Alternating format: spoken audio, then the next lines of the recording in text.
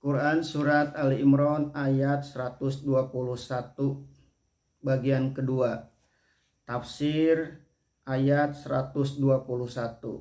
Dan ingatlah tatkala engkau keluar dari ahlimu pagi-pagi, menyiapkan tempat-tempat kedudukan untuk berperang bagi orang-orang yang beriman. Allah mendengar lagi mengetahui. Pada hari Sabtu pagi-pagi benar 15 Syawal tahun ketiga Hijriah, Rasulullah SAW telah memimpin 1.000 orang tentara Islam menuju Uhud. Tempat itulah yang beliau pilih menjadi maqaid lil qitali, yaitu tempat-tempat kedudukan untuk berperang.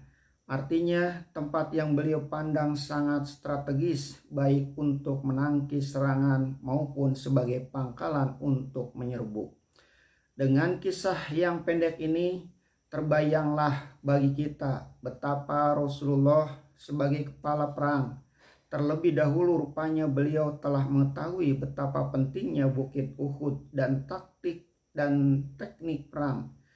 Asal saja tentara yang berada di bawah perintah beliau taat memegang disiplin. Dari lereng Bukit Uhud yang tidak berapa tinggi, dengan alat-alat yang sederhana pada zaman itu, dapat diketahui dari mana datangnya musuh dan bagaimana gerak-gerik mereka. Dari sejemput kata maqaida lil qitali, kita umat Nabi Muhammad SAW diberi isyarat betapa pentingnya dan wajibnya mengatur siasat perang, strategi, taktik, dan teknik, mempelajari medan perang dan cuaca.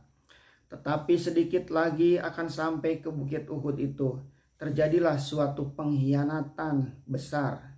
Abdullah bin Ubay dengan 300 orang pengikutnya menarik diri, tidak mau melanjutkan perjalanan dan langsung pulang ke Madinah. Dia berkata, pendapat saya tidak dipertimbangkannya, hanya kehendak paja-paja yang belum tahu apa-apa itu yang diperturutkannya. Saya tidak mau mati konyol menghadapi musuh sebesar itu. Mari kita pulang. Tampaknya beliau telah memperhitungkan juga pengkhianatan Abdullah bin Ubay ini. Sebab meskipun pada mulanya pendapat Abdullah bin Ubay sama pendapat beliau juga sudah tidak percaya akan kesetiaan orang ini.